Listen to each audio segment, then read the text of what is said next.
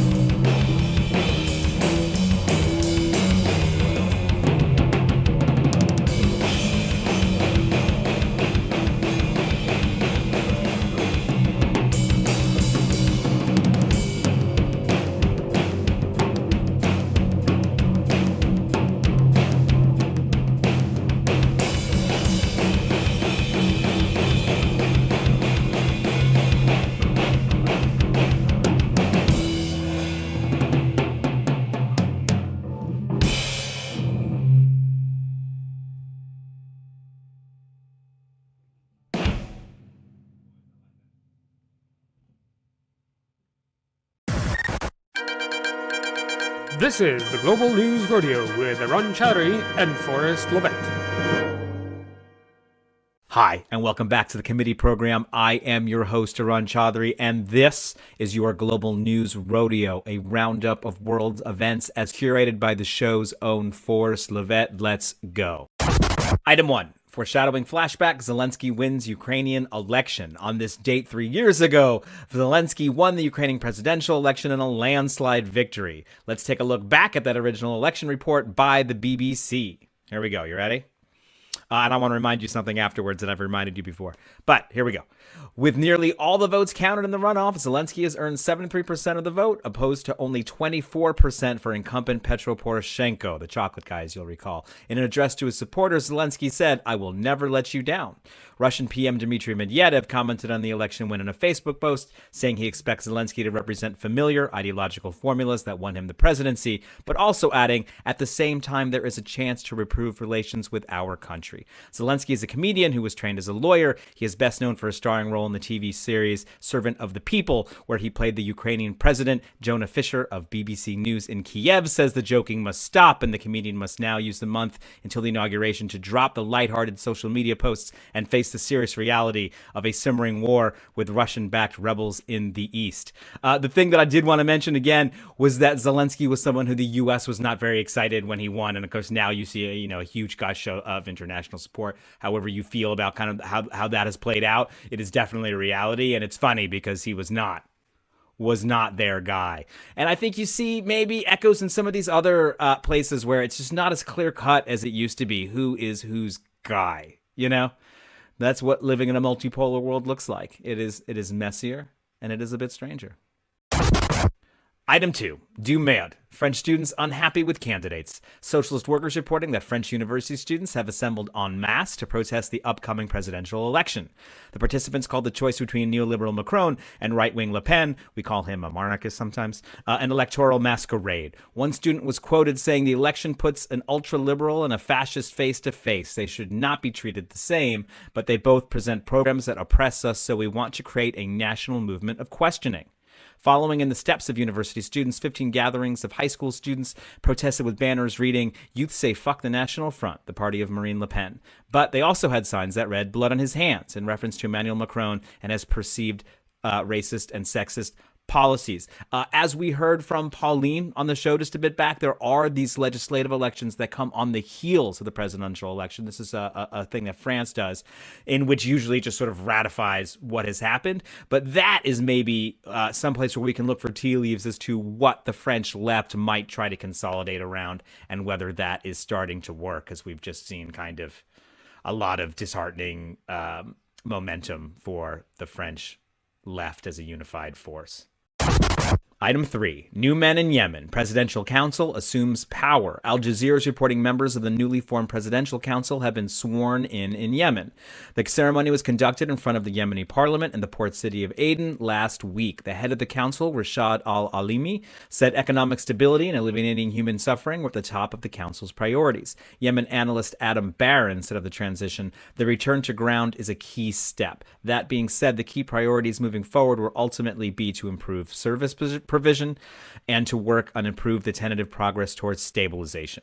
Other council members assured that they would remain in Yemen after the former president, Hadi, and government officials had resided in Saudi hotels during the war. Hadi has now ceded his powers to the council, who will now attempt to address the debilitating 7-year conflict in the country. I don't know enough to say if this feels like good, real progress towards just ending the humanitarian catastrophe that is in Yemen, and I hope so. And we should actually have our Yemen folks back on to talk about what's going on there very specifically, because it's easy for us all to say, oh, we talk about Ukraine and we don't talk about places like Yemen, but then we still don't talk about places like Yemen. So let's talk about places like Yemen. Item 4, prevailing plight of populists. Slovenian election could oust PM. And this is a good one for 2 reasons. One, you really see Forrest leading into the iteration, which is something that I like. And number 2, you see me here actually at a basement in Ljubljana, where we are working in the Slovenian election for opposition folks who we hope will have a good result. But let's talk about what Forrest wants to talk about. Euronews is reporting on the upcoming parliamentary elections in Slovenia. The country will head to the polls on Sunday. That will decide who will be the next prime minister. The 2 candidates are incumbent Janez Janša, who represents the conservative Slovenian Democratic Party, and Robert Golob, who represents the freedom movement formerly known as the Green Actions Party. Janša is a far-right populist who has come under fire for trying to suppress independent media and weaken the rule of law. You know this playbook. In the latest opinion polls, the 2 candidates and their parties were showing only a 1% percentage point difference. According to Europe Elect's national poll average, the Freedom Movement Party was only polling at 1% in January, but has since skyrocketed to 24.6% this month. Golob, a businessman and former energy minister, will look to oust Janša on Sunday and has said he wants to tackle the systemic demolition of the independent state systems. For those of you watching on Monday, maybe I will splice in a thing really quick where I say, they won, they lost, because we should know. But for the rest of you watching this on time, coming in right now, we're going to find out right now. We're going to find out right now.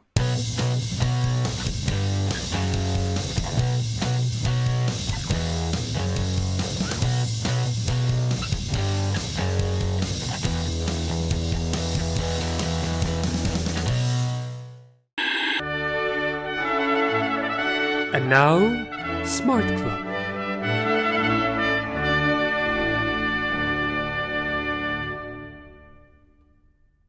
Hi, welcome back to the committee program. I am your host, Arun Chaudhary, and we have a very special edition of Smart Club because we have a hometown hero, someone from Jalan, which, as you know, the show's editor, Xhevat Kastrati, is from, and that is Nisa Sheriffi. Hello, and thanks for coming on the show. Hi, and thank you so much for having me. It's a pleasure. Where are you right now, actually? Right now, I'm in Stockholm. I'm visiting my mom, who is in Kosovo. Okay. But I'm spending time with my brother, who's alone in Stockholm. Because there is a wide diaspora, and this may be something that we touch upon in a lot of different ways, of course. So we have a really cool, interesting topic today, which is we're going to talk about segregation, which is something that you're working on academically in a very smart way, but which we Americans think of as a feature of our slave and post-slave society, which of course is something that's still very much being grappled with, and it's an internal tool of organization in that way. I know you want to talk about it more in the Western Balkan and specifically Kosovo context, in which, I mean, I don't want to take words out of your mouth, but I think you would say it is an active tool of colonialism. Can you just take a step back? People are familiar with Kosovo.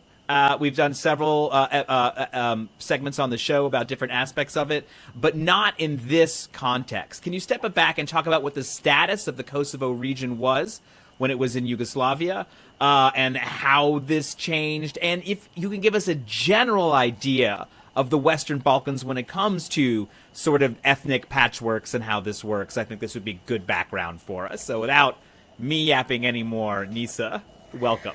So, unlike many of my peers, I actually like to start the history of Kosovo a lot earlier than the socialist Yugoslavia, because I think sort of trying to divide the history of Kosovo from the context of like the 19th century and the context of nationalism, but also the context of Western imperial princes cutting places up like pies, is slightly incorrect, because Kosovo actually falls within this context. So first there was, I mean not first, but at one point there was the Ottoman Empire over the Balkans for a very long time.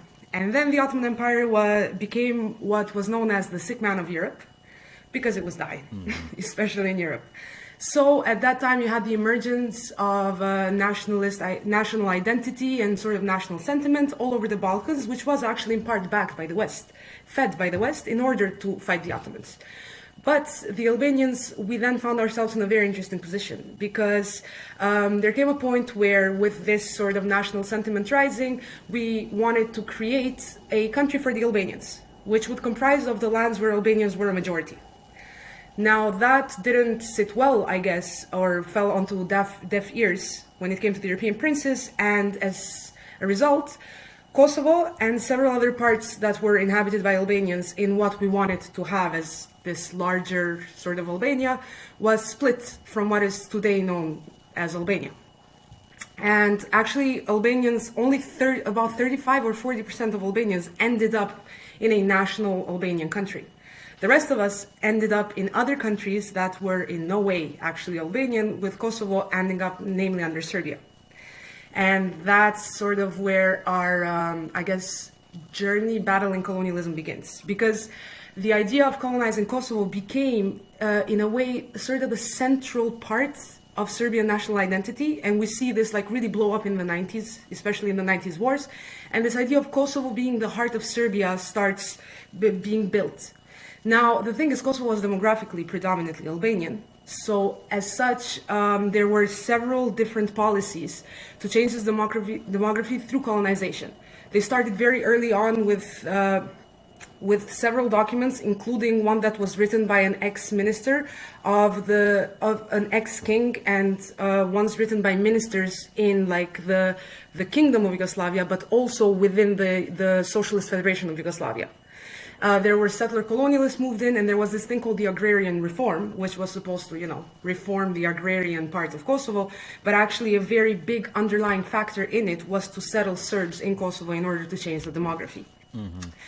Throughout, so the Balkan wars that were happening when the Ottoman Empire was falling apart, and basically all other wars, the Albanians, especially the ones that found themselves outside modern-day Albania, were subject to a lot of massacres, a lot of oppression, a lot of discrimination, and slowly we see this idea of the we see the racialization of Albanians start to happen. So in a way, they start splitting the idea of Albanians in Albania and Albanians in Kosovo, which actually leads to an entire derogatory term being formed for the Albanians of Kosovo, which is even today in news.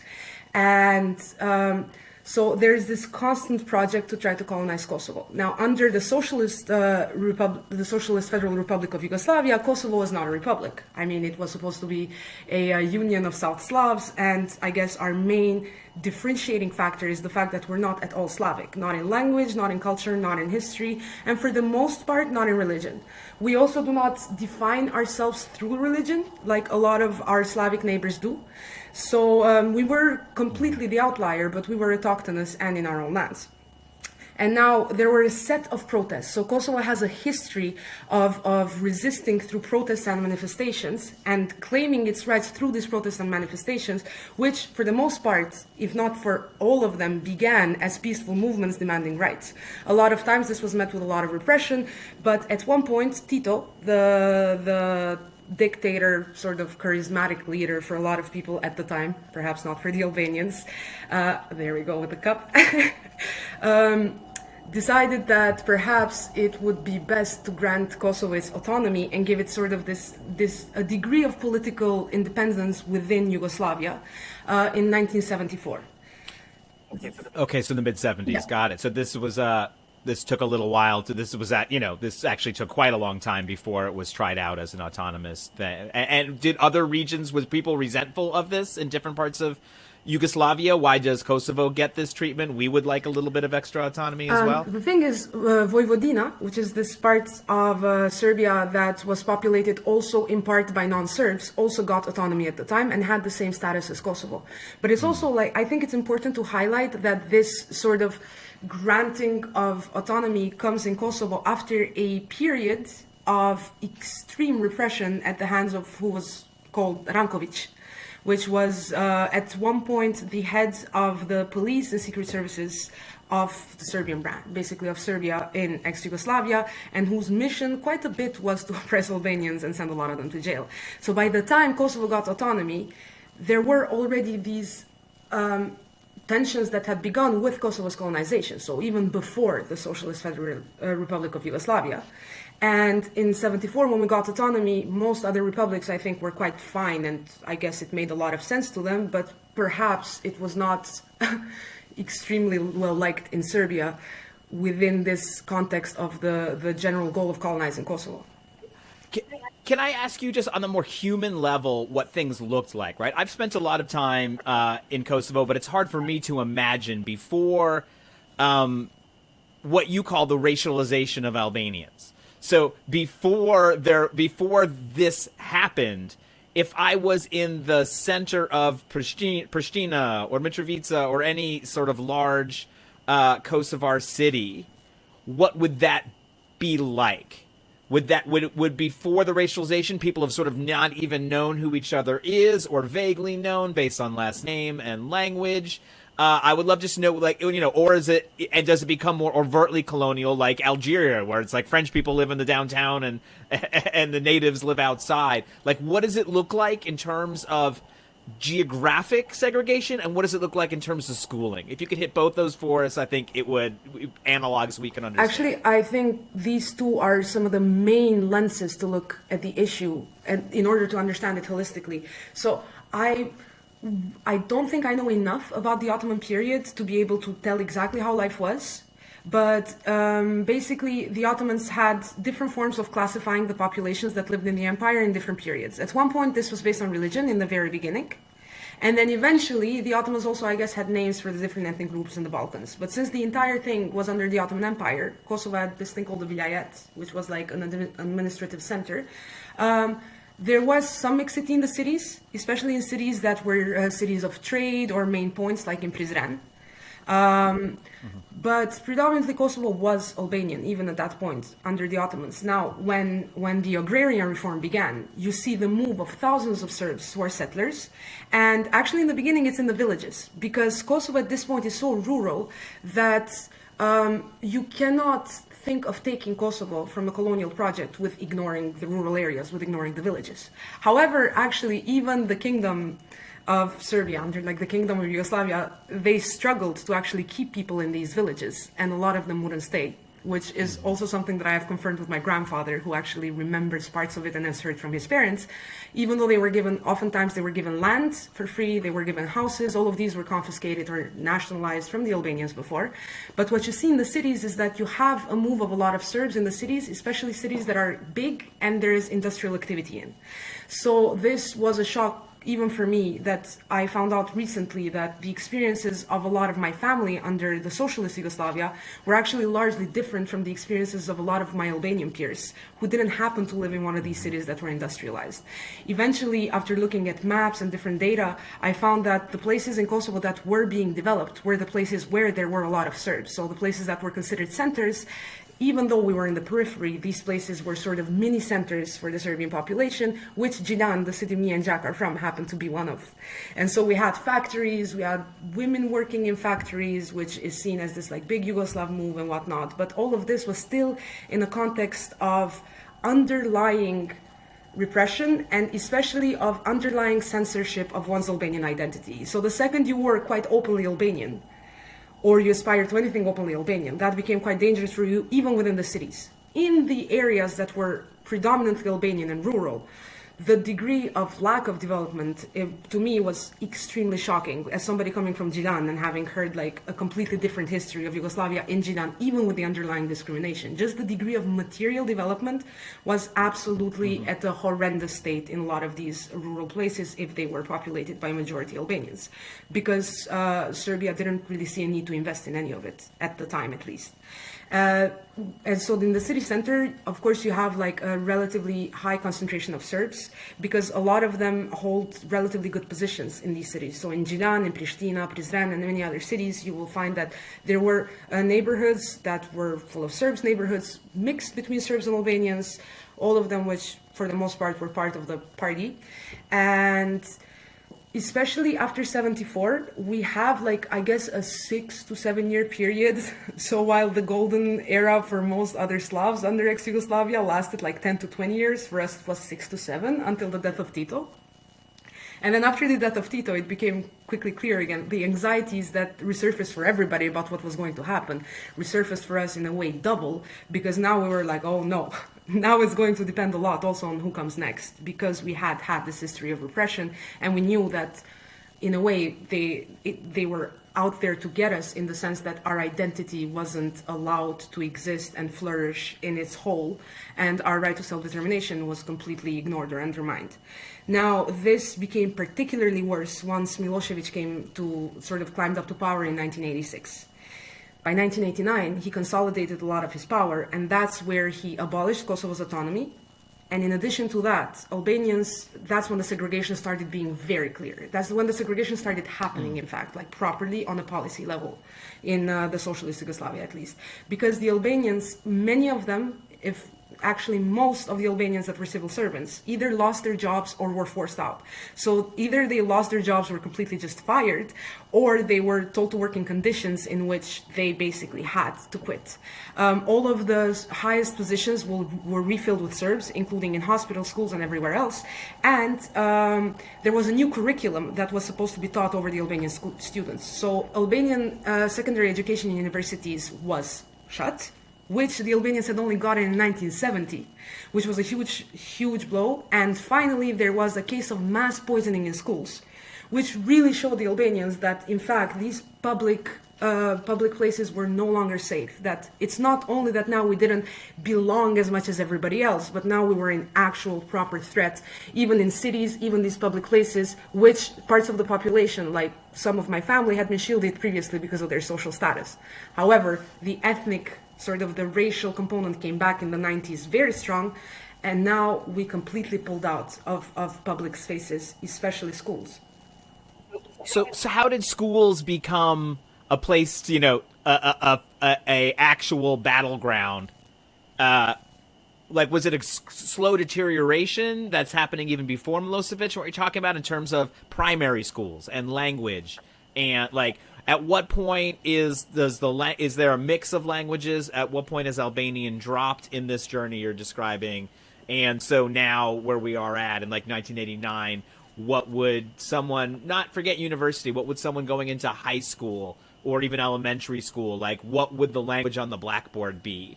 So, the history of schooling in Albania and Kosovo has sort of like an up and down curve at times. Serbian was always a second language. Serbo-Croatian at the time was a mandatory second language.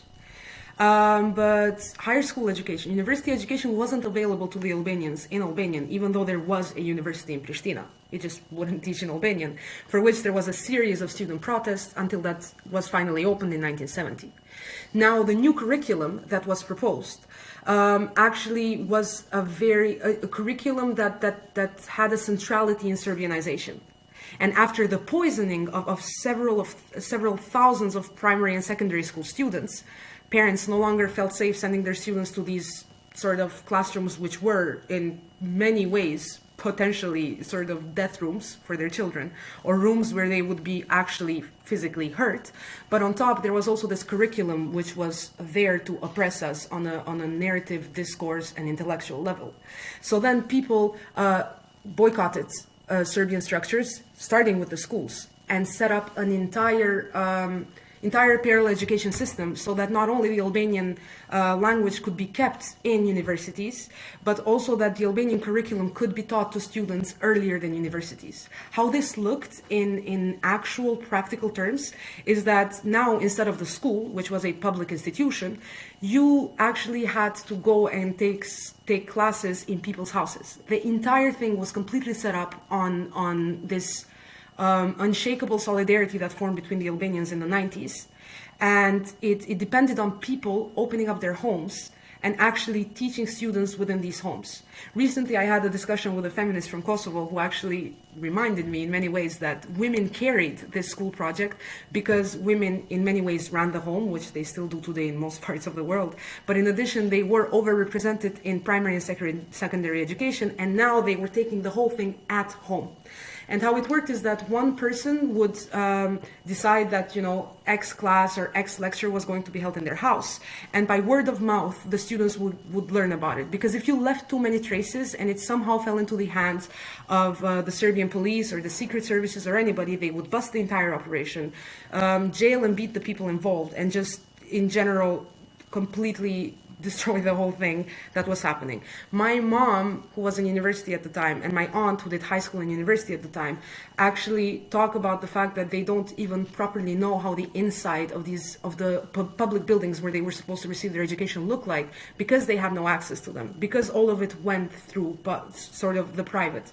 So in a way, when it comes to segregation, it's very interesting to see that the Albanians never had quite complete access to their own public sort of spaces, to their own cities. But in the 90s, these public spaces are actually completely taken from them, and taken from them physically through policy, but also very symbolically through sort of the installation of different Serbian symbols in different parts of the city. And in Xhevat, that culminates with the installation of a statue, or I think maybe it was sort of a tiny water fountain of Tsar Lazar, of the Serbian king.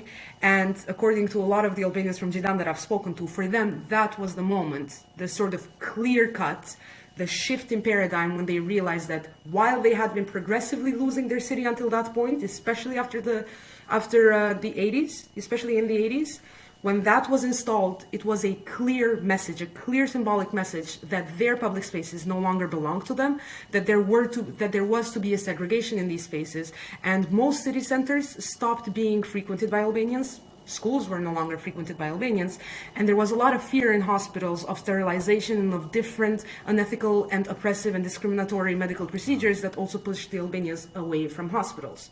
So how you see it in practical terms is that while Albanian was on the blackboard in primary and secondary education for many years, while you were able to write in Albanian in many times, you weren't able to write about being Albanian or about your actual history as an Albanian. And in the 90s, that became completely impossible, and in universities, you could no longer even write in Albanian on the blackboard. So instead, I guess the move was to actually push us away from our public spaces and away from generally our spaces. And in addition, we self-segregated out of fear for safety, out of just our fear for our well-being. At least that's part of it is explained by that through by the people I've spoken to. A lot of the story that we especially know is then the direct anti-colonial struggle culminating in alliance with NATO and the bombing, etc.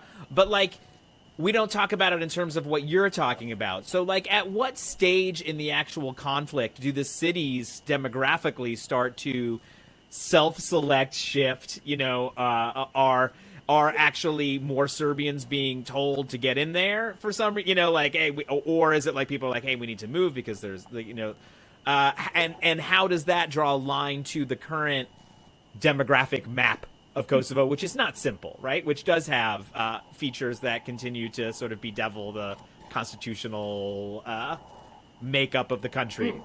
So a lot of people never actually moved away from their cities and from their houses and apartments inside the cities. The segregation happened in public spaces. So people would stay in their cities throughout the 90s. They would stay in their houses, but they would not frequent public spaces.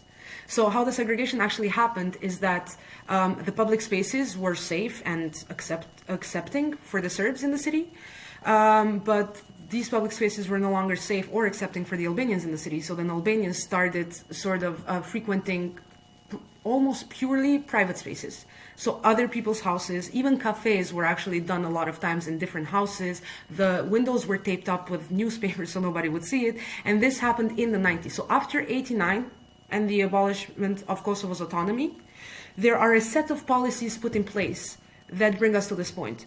The poisoning of the students, which was, by the way, dismissed as mass hysteria despite the protest of several doctors who were even sent by Yugoslavia itself, it is one of the culminating factors. The firing of civil servants from public positions is another one of the culminating factors, and the switching of all key positions in said public institutions with Serbs is another key feature. This happened in a very short period from 89, and by 92 or 93, we had this full-blown, what we call the parallel structure, parallel institution system in Kosovo, which, by the way, was completely based on nonviolent resistance. Now, depending on which camp, people will argue that the nonviolence was either a strategic plan because we knew sort of our size and, I guess, military, in that case, lack of capabilities in Sirsa 91-92, and for other people it's genuinely because they believe this was one of the proper ways to resist within the context of sort of the peaceful uprisings after the fall of the wall. And so this, as you said, culminated eventually with an actual full-blown invasion by Serbia in 99, which, in my personal opinion, didn't happen earlier because they were a little bit too busy being in other countries and having wars there. And 98, 99 is when the tanks and everybody else is completely present in the territory of Kosovo. Eventually, there are the NATO bombings, which liberate Kosovo and save Kosovo. After, by the way, I must point out, because a lot of people seem to be unaware, a series of negotiations where the Kosovo party made incredible, in my opinion, absolutely insane concessions, including concessions to our own independence, which the Serbian party pulled out of. The NATO bombings didn't come out of the blue, is my main point in this part of the explanation. Just side note, because it's a leftist show and I know that there are a lot of very weird positions on this. So basically... No, it's interesting to know that there was a federal solution on the table. I think people don't Oh, know yeah. that. And it's a solution that to a lot of Albanians felt extremely unfair and for good reason, and yet I think it would have been to quite an extent accepted. But it was, my point is, it wasn't the Kosovar party that boycotted. It was Milosevic and his party that boycotted. And that eventually then after another bunch of massacres led to the bombings. Perhaps the absolute failure of the international community to do anything about Rwanda and Bosnia helped convince them a little bit to save us. But after that we have the UN mission in Kosovo, which in Kosovo is commonly known as UNMIK. So in UNMIK, In UNMIK, you have sort of, the demography of Kosovo is unclear because after the bombings, you have about 1 million Albanians, more than 1 million Albanians coming back to their homes. A lot of them were internally displaced. A very extremely large number of them were displaced outside Kosovo's borders, I think with about 250 to 500,000 of them being in Albania, and then people came back. Obviously, after the war, there were cases where Serbs felt scared or unwelcome and they left. I'm sure there were cases where some Serbs legitimately were threatened and left. But the point is there started to be a demographic shift in Kosovo. A lot of the autochthonous Serbs stayed, so Serbs that had been in Kosovo for hundreds of years stayed, but a lot of the Serbs that had come later left, and this is already after the bombings. Then, after a series of riots in 2004, you have another number of Serbs and Roma people move away from Kosovo, a lot of them, again, from feeling threatened because the riots did have a certain sort of ethnic element to them. But that's when the international community came up with this idea that, I don't know, I guess at the time felt great for them, called decentralization, whereby they moved a lot of the Serbs into villages around the cities. And now we're having to deal with the problem that these villages are now segregated. They are not part of what I guess we would call normal Kosovar life, and they're predominantly populated by Serbs. We do not have this issue with the rest of the communities in Kosovo. The Turkish community is still in the cities, still in the houses where they lived for hundreds of years. I can't even say integrated because these are autochthonous sort of communities of Kosovo. They don't need to be integrated. They are part of Kosovo, but there is virtually no real contact with the Serbian villages, and now we're having to deal with the problem of So you're saying, in a place like Kosovo, there are, of course, natural enclaves, but that the Serbian ones are somehow are artificial constructs. Mm-hmm. So the thing is, I'm not even very sure that there were natural enclaves before as such. I think in a lot of cases, a lot of villages, a lot of Kosovo is ethnically homogeneous in terms of being Albanian. But now there were many parts that included very many other communities. There are entire parts that are ethnically homogeneous but not Albanian. For instance, like a lot of the villages in the mountains around Prizren, populated by the Gorani, or at least that were populated by the Gorani. But yeah, the Serbian enclaves are a completely, in my opinion, fully artificial setup that were a direct result and a wanted result of the decentralization policy. Now, the unwanted result of the decentralization policy was this de facto segregation that is happening, and a de facto segregation that is extremely difficult to bridge because in Kosovo, it is not required for the non-majority communities to learn Albanian as a second language in school. Now, most of the non-majority communities that aren't Serbs actually do take it as a optional second language class. For instance, in my school my cousins went to Turkish schooling because they are ethnically Turkish, and they all took Albanian since I think grade 1 or 2 up until they finished their primary and high school education. But in the Serbian enclaves, so for instance in the villages next to Kosovo, there is no such thing. There is no Albanian language learning. And although we have quotas on the government level and Serbian is an official language of Kosovo, not everything goes through state quotas and through state institutions. I mean, there is an entire part of life that isn't actually state institutions, and it's difficult enough to find a job in a country which is rebuilding its economy after such a difficult context. It's, I think, probably impossible to find a job if you also do not speak the actual language spoken by most people.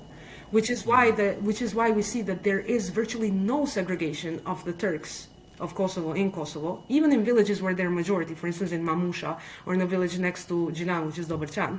There is complete sort of harmony and just a rather, I guess I would say, normal way of things functioning, a complete sort of engagement between the different communities. But we do not see this with the Serbian villages, who are now them living in parallel institutions. A lot of times actually even using the Serbian dinar to pay in their shops in Kosovo. So virtually really like a complete segregation in the sense that the two communities are out of touch with each other's realities. We know very little about them, and I think they know very little about us. And this was a direct fruit of the policy of decentralization. Because when you decentralize a community so small, especially with a history like this, it's unlikely that if they have no common language to speak, like some sort of reconciliation is going to happen after. I mean, it's the perfect sort of context for it not to happen, in my personal humble opinion. But I think that makes a lot of sense. I mean, and I think people will understand the intractability of that, and you don't have to solve all of the problems right here with us, you know. But the last thing I do really want to ask you, though, is, like, does there need to be a major constitutional reform to make this happen? I mean, like, the decentralization process is sort of celebrated in one of these I call cut and paste constitutions, where it's like people in Brussels are like, oh, here's some of this constitution, and we put it with that, and the Brussels model, and you throw it all together. Does there need to be some sort of like huge reform about that, or is this what will make this less intractable? Obviously, we don't want to wholesale, you know, move people around forcibly, etc. yeah, I mean, we can't, luckily. But there has to be rather than just a reform. I think there has to be a complete paradigm shift when it comes to this. I mean, for one, I think it's impossible to envisage that there is going to be some sort of more interaction if there is, again, no shared language between the two communities. Now, there are several projects to like make us meet or whatever, but yeah, I do think it has to be on an institutional level, maybe even on a constitutional level. And I do think the problem has to be tackled on all levels, but I do think language is a pretty central part to it. Schooling is a pretty central part to it. So I think even if we do have some sort of constitutional reform, for as long as we have syllabuses that are actually opposing each other's histories between our schools, that are the Albanian schools, and the Serbian schools in Kosovo, there cannot be any sort of interaction, and I think the segregation will keep happening. But the segregation in this case is, I think there is a lot of also self-segregation of these sort of enclaves, and I think a lot of this self-segregation is because, again, of this history of colonization and everything. I think actually, finally, losing the privileged position of power, losing that position of being the status quo was a pretty strong blow, I think, for a lot of the Serbian community in Kosovo.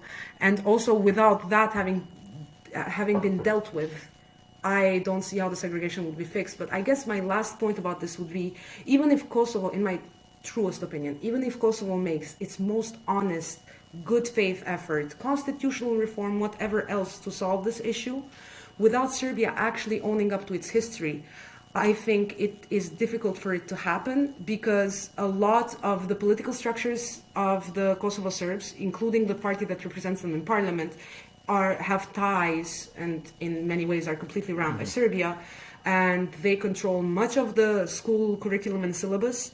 And so unless Serbia is willing to accept that there was a history of colonization, that what happened to the Albanians is the experiences that the Albanians are sort of describing, I think there will be always this animosity and this complete lack of understanding on both sides, because we know what we've been through.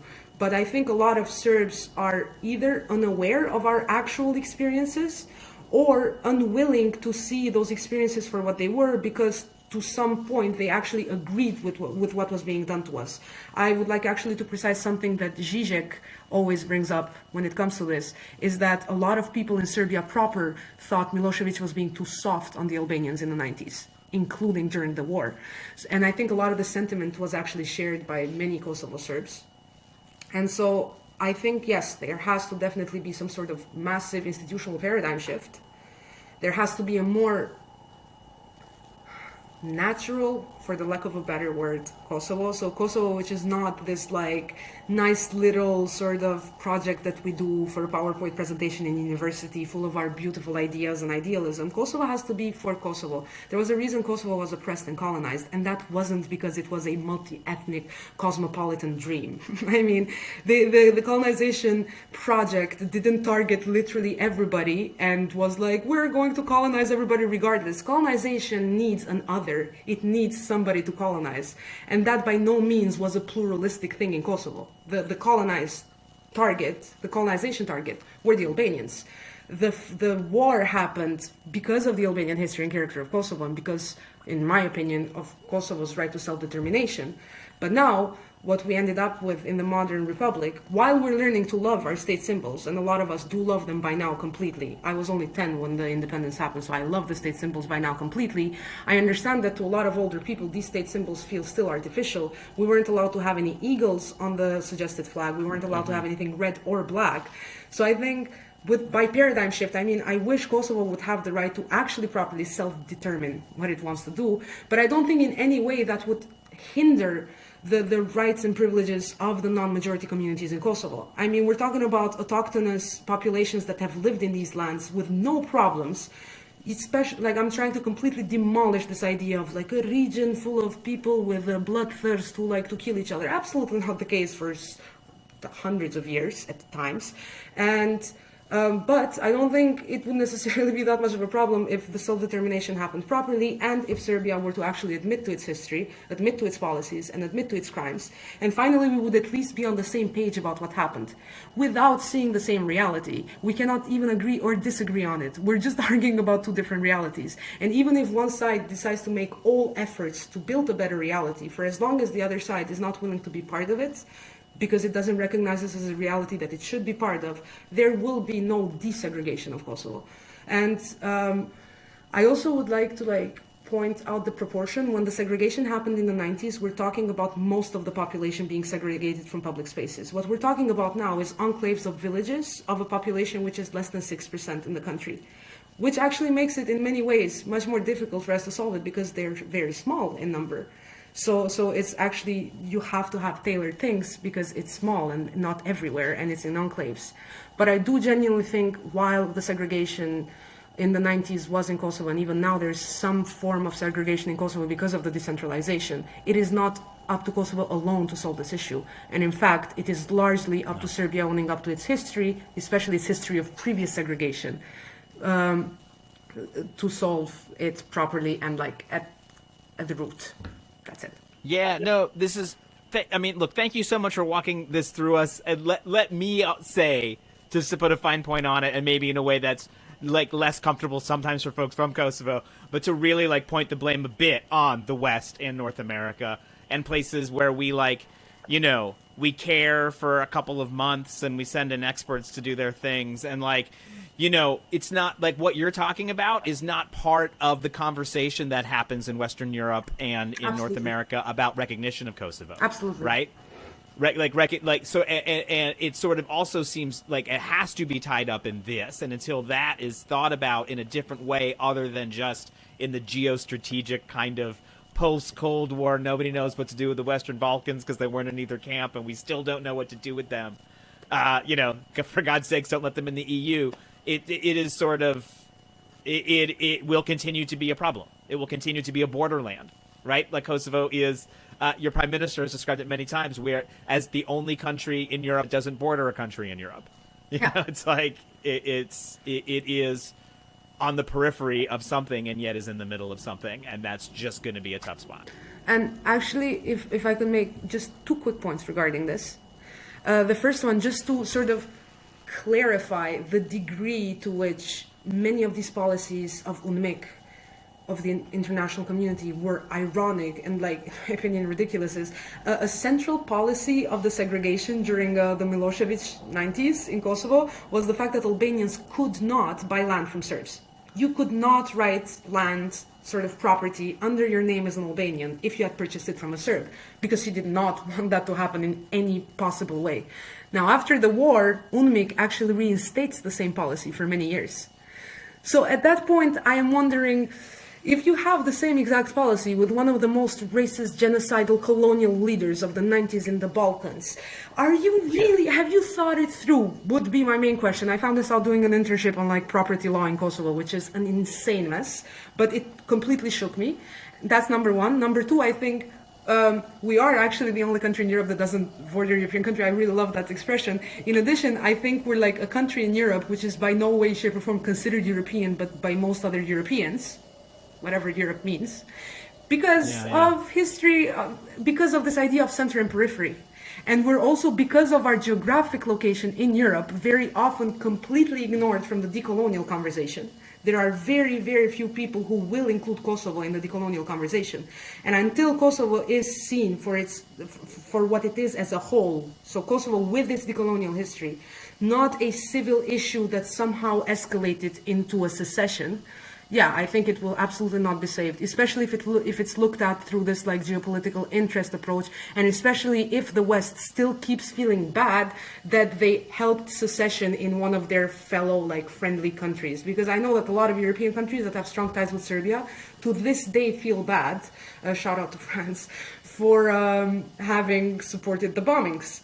And I think until the West in its said understand and resolves all of this, yes, there will not, we will always have issues like this.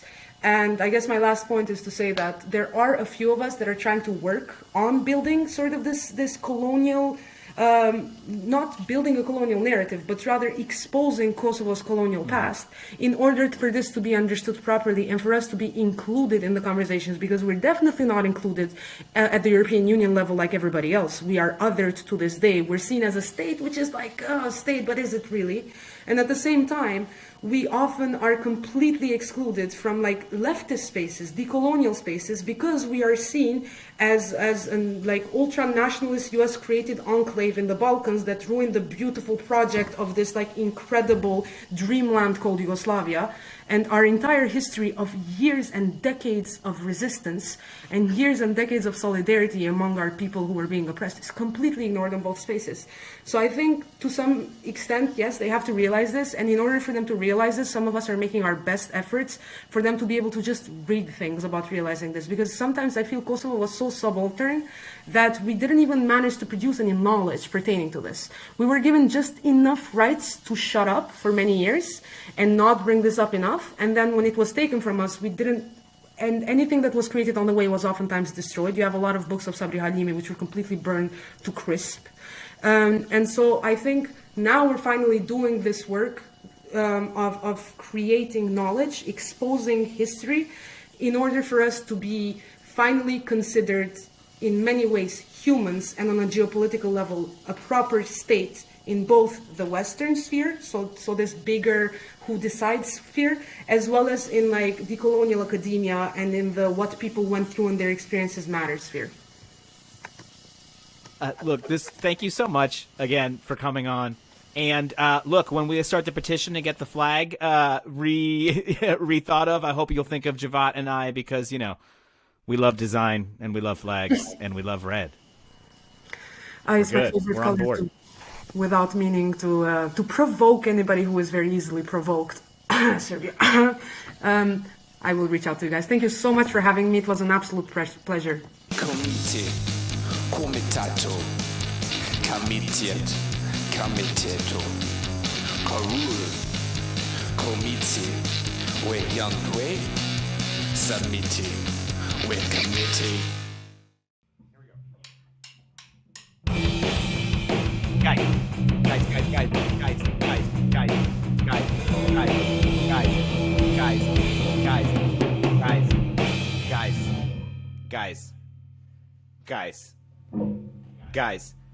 Guys, it's 3 a.m. here, so I think someone's done some time zone mistakes, because here in Slovenia, it's 6 hours ahead. You want to wait? Should we play slower?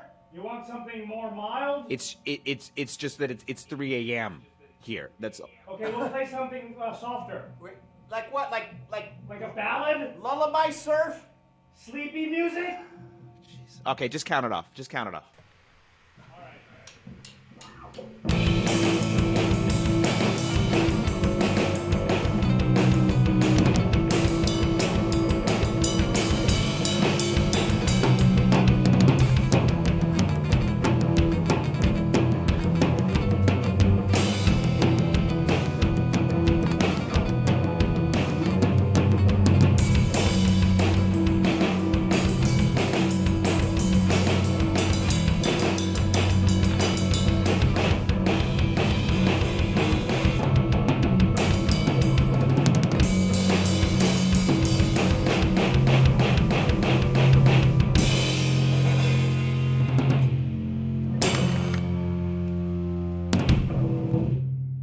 mild panning.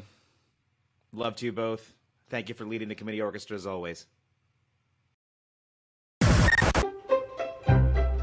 This is the news in shitty German.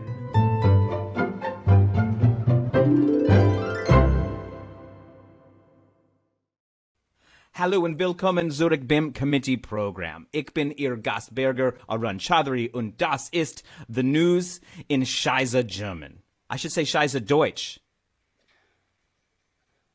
Wir werden über die Nachrichten in der Sprache von Goethe und Schiller sprechen. Das ist die Wahrheit, ja. Was geht up, Mario? In Germany or in general in the world? Well, just tell us how you are first and how things are in Hanover, and then I want to ask you about Germany, and we'll relate it to the world. Well, for me, it's okay right now. But I live in a more peaceful part of the world, and also in one of the more prosperous parts of Germany. So we don't have the same problems as other people right now. And when it comes to other people's problems, Germany is not really always equipped to deal with those. We're not really even equipped to deal with our own. Everybody, of course, Mario Quade. He is someone who has helped moderate our show, helps moderate Namiki Khan's show, and also is a student of history and an active YouTuber. And we're going to get to the bottom of some things, even as Forrest tutors me in German in this segment. So, you ready? You up for this? Scholz hatte in der ersten Tagen Gelegenheit, aber auch Gelegenheit. Okay. Scholz hatte in den ersten Tagen Gelegenheit, aber auch groß Enttäuschung. Was kannst du uns sagen? Well, Scholz generally, has been a big disappointment because people had hoped that there would be a big policy change after 16 years of Angela Merkel. We essentially elected Scholz because he has a similar personality to Merkel, but we also wanted a change in policies. Now, we didn't really get that, not necessarily because of the SPD or the Green Party in government, but because, the FDP is blocking nearly any kind of progress that could potentially be made. So you think that actually, like, the coalition, it's not just a fragile coalition, different interests, it's that one of the parties is a sour partner. Like, there is actually sort of an enemy in the house. Yeah, and the fact that Scholz is ideologically more aligned with parts of the FDP program, the neoliberal market extremism, than with the program he ran on, which was more dictated by the social democratic base of the SPD. Scholz himself did rise to prominence in the party under Gerhard Schröder, who was essentially Germany's Bill Clinton or Tony Blair, who turned the SPD into a neoliberal party in the late 1990s. And, because of this, it's hard to say if it's just the FDP or it's also Olaf Scholz not willing to use his authority as the chancellor in the coalition to stop Christian Lindner and the other three FDP ministers, Lindner being the financial minister and leader of the FDP, from pushing through their neoliberalism and hindering the other social democratic ministers and the green ministers from actually pursuing any kind of progressive policy changes. I mean, you spoke a little bit, and I certainly witnessed firsthand how even progressives in the SPD put a bit of their hopes and dreams on the kind of Rorschach test that was Scholz. Ist Scholz ein Mini-Biden?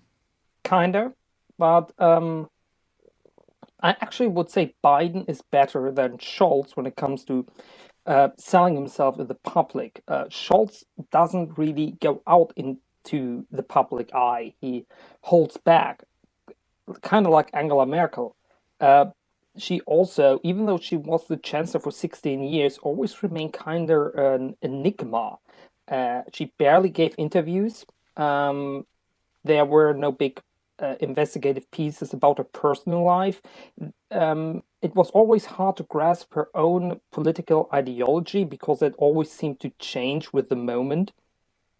And Scholz is kind of the same, but at the same time, when he goes out in public, unlike Merkel and unlike Biden, he comes across as kind of arrogant. He gave an interview a couple of weeks ago on the talk show Anne Will about Ukraine, and he came across as unlikable, as demeaning. He considered we were prepared, even though everybody can see Germany was not actually prepared. We constantly hope for the best, and not just since the build up of military presence at the Ukrainian border by Russia, but for years. Germany energy dependence on Russia started back in 1979 and became really bad in the late 90s under the Helmut Kohl administration, then increased even more under the Schröder administration, and then increased further despite all the things Putin did in the 16 years she was in office under Angela Merkel. And there was no plan whatsoever in the entire time what we would do if something happened that would put the political pressure on Germany to go off Russian gas and oil. And he is unable to admit this and becomes kind of petulant when pushed on it. And to be frank, Biden is sometimes the same, but in general, he has more of the public image of Uncle Joe, of this affable, likable, working class person, even though we all know that's not who he is. Scholz has this public persona of somebody who tries to stand above things and is untouchable. Do you think, in terms of, it is like from my outside perspective, it seems like Scholz has sort of made some kind of bold promises, that were even, semi-shocking about what the military might do and energy things might do, and then sort of has to walk them back.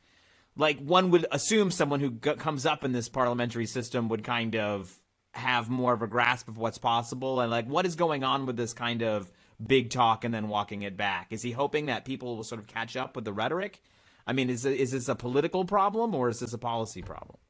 I think it's, when it comes to his bold promises, I think he, again, tries to be Angela Merkel. He tries to be asymmetrical in his policy approach, and that is he hopes that people don't actually catch on, that he contradicts himself, that his promises can't be fulfilled by reality, and this also all leads back to the coalition. He has his own party and the Green Party that push for more aggressive policies. Some I agree with, some I don't agree with, but they actually push for policy changes. And then he has some more conservative SPD ministers and the FDP that hold all of that back. So if it's a politics or policy issue, I think it's both. And I think his problem is that he tries to portray himself in public to not lose touch with the own SPD base, as somebody who's more progressive and more pro-labor and more pro the little guy than he actually is. Kannst du sagen, wie die Nachrichtenmedien, is that Dazu? Yep. Dazu betragen. Okay, let me do this again. Kannst du sagen, wie die Nachrichtenmedien dazu beitragen, dieses Narrative in Deutschland aufzubauen?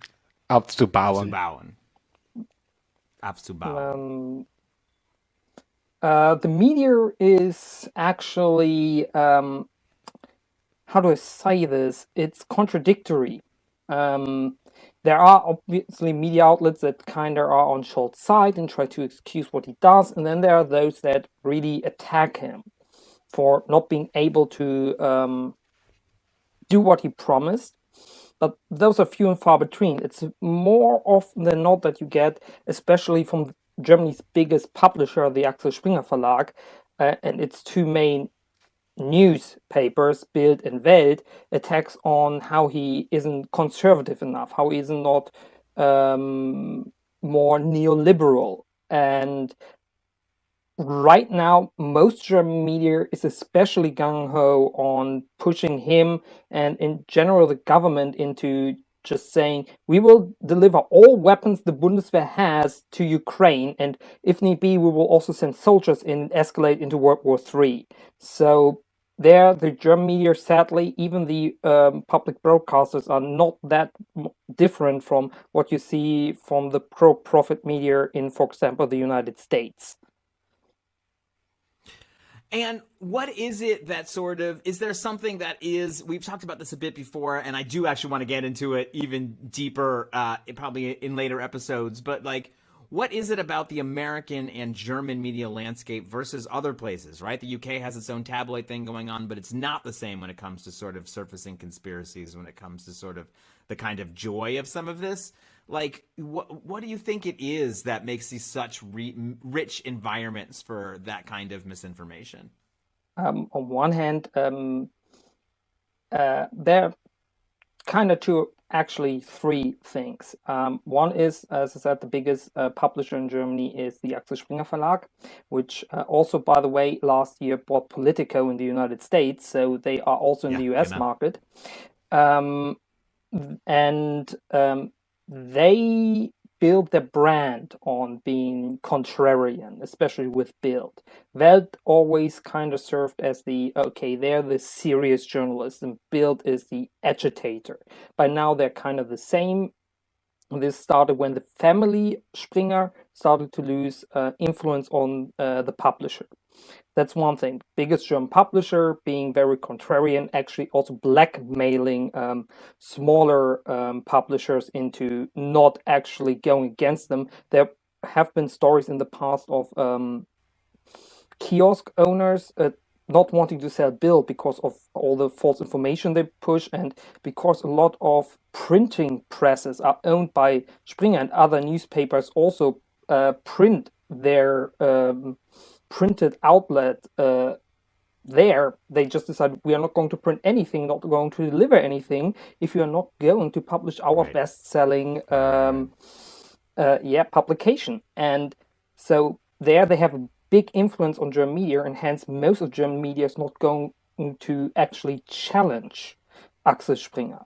Then you have the fact, I think that is from a study from Swiss last year about German-speaking media, how most of German-speaking media really downsize their foreign policy or foreign offices, and is now largely relying on big news agencies. And these, at the same time, are largely influenced by publications from the US State Department. Right. So German news is very much, especially when it comes to foreign policy, not so much domestic policy, dictated by whatever the US State Department puts out, and they are overtly trusting of that, kind of like American media. So there you get, again, another piece of the puzzle, and then this is now historical. The CDU has always tried to shift German media to the right. Back in the 1950s, first Federal Chancellor Konrad Adenauer was very adamant about the ARD, Germany's first public broadcaster, being too left-wing and too critical of the CDU. And he wanted to create a new public broadcaster that was more friendly to the CDU. That is why we have the ZDF. And then later, under Helmut Kohl, the CDU was also like, they are too critical of us. They are too left-wing. And then they opened up the floodgates for private television, private media. Also in the 1960s, then defense minister and founder of the CSU, Franz Josef Strauß, actually, after a critical report on the Bundeswehr, had the police search the offices of Der Spiegel. And so there's a long history, especially within the CDU, and especially the right wing of the CDU, trying to pressure the media into being more friendly towards them.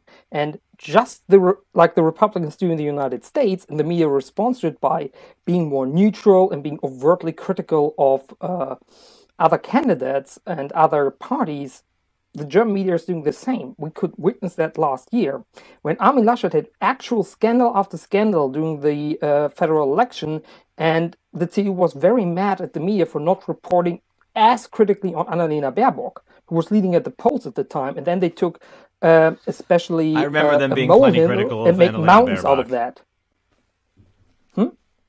I remember them being plenty critical of Annalena Baerbock in the Yeah, newspapers over generally. stuff there was a that couple didn't weeks really where, matter you couldn't and get out paled of in bed. comparison to Laschet. Yeah, absolutely. So What's this interesting why is what you're German describing with the media is newspapers. so like American media. What you're describing with like the kiosks and the newspapers actually happened in America, but with movies, with cinema. And that was when the studio system got broken up because they were forcing theaters to show all, if we're making one movie, you have to show all the movies. So if you want to show, the big blockbuster, they didn't have blockbusters then. If you want to show the big kind of big cast one, you're going to have to show everything all the way down to our cartoon. And it's funny how this was considered sort of, damaging enough that there had to be legislation. But like when it comes to news, we're not quite as quick as a society to jump on it. Yeah, because Bild and Axel Springer in general has the defense of if the state goes into regulating this, they're impeding on freedom of the press, which is one of the first rights written down in the Grundgesetz, our constitution, that the freedom of the press is not going to be touched upon by the state. And thusly, if the state goes in and regulates the news market, that's going to be problematic. And thusly, the state stays out of it. All right. Plus, we are winding down. Oh, sorry. Plus, right now, the power of Axel Springer in that regard is dwindling because of the dwindling sales of print media, and more people are relying on digital media, and you can already kind of see a shift that some media outlets are starting to become more bold in criticizing Bild, not Axel Springer in general, but Bild, and I think that's good, and I hope that trend continues. Yeah, absolutely. That would be a good thing to keep going. And do you think?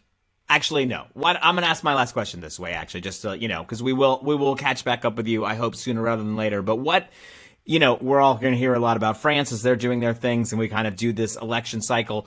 We know you all just had elections, but what is it that we should be looking at if we're trying to see what's happening in German politics? Is it specifically kind of how war policy is being navigated by the SPD and Scholz? Is it to see how the liberals get contained on some of the economic programs? What should we be looking at if we want to be smart people keeping an eye on Europe's largest economy? What you should be looking at the political development is the two upcoming state elections in Schleswig-Holstein and, most importantly, North Rhine-Westphalia, which is Germany's most populous state. And right now that is governed by CDU-FDP coalition, who has a major scandal at its hand right now, the Mallorca Gate, because several ministers, right after the floods last year, went to Mallorca to celebrate a birthday together and didn't stay in Düsseldorf in order to handle the situation. And some of them resigned, some are still in office, and this is most likely going to hurt them in the upcoming election. The SPD is really shooting up in the polls.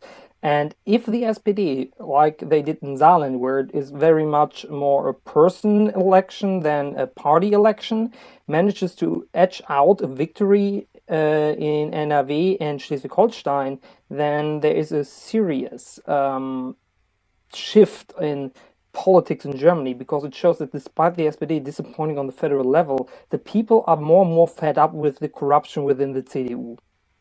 Yeah, it's true. It's a real hangover. Like 16 years, we'll sort of just develop things everywhere. And of course, in some of these states, it's probably been even longer than that. Thank you so much for being with us and helping us keep track of these things. And I hope that we can talk to you soon and get an update. Does that sound all right? Yeah, it does. Mein Deutsch is kaputt, but I think we had a good time. Forrest, how was that generally? So. Yeah? All right. There. La imagen por la cual vale la pena arriesgar la vida, sacrificarse hasta la muerte en los campos de batalla, de todos los continentes del mundo. Thanks so much for tuning into the committee program. We know you have many options when it comes to content consumption, and we appreciate your attention to this new season with new episodes on Sundays at 4 p.m. Eastern Standard Time and at 10 p.m. Central European Time. You can support the show by becoming a member on patreon.com/the committee program. You can follow committee on Twitter, /committee pro, on YouTube, the committee program, on Instagram, the committee program, on Facebook, the committee program, and you can visit the committee program company store at tpublic.com, the committee program shop. Special thanks, as always, to our team, Xhevat Castrati, Fiamma Meli, Jacopo Castelletti, Forrest, Lovette, and committee's deputy director, Julia Doubleday. Look alive out there. It's later than you think.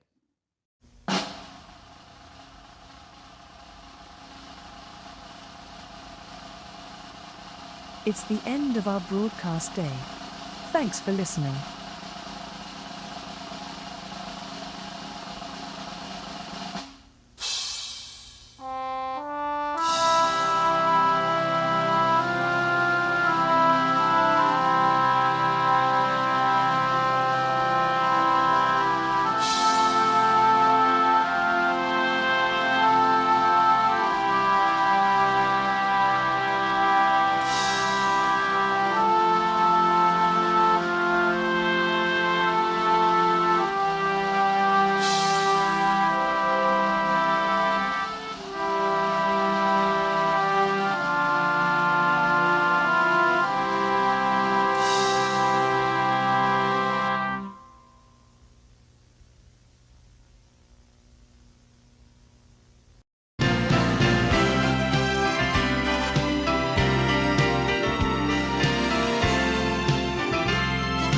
This was the 11th program in our second series.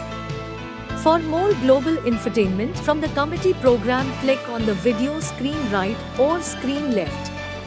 Please like and subscribe to the committee program on Sundays at 4 p.m. Eastern and 10 p.m. Central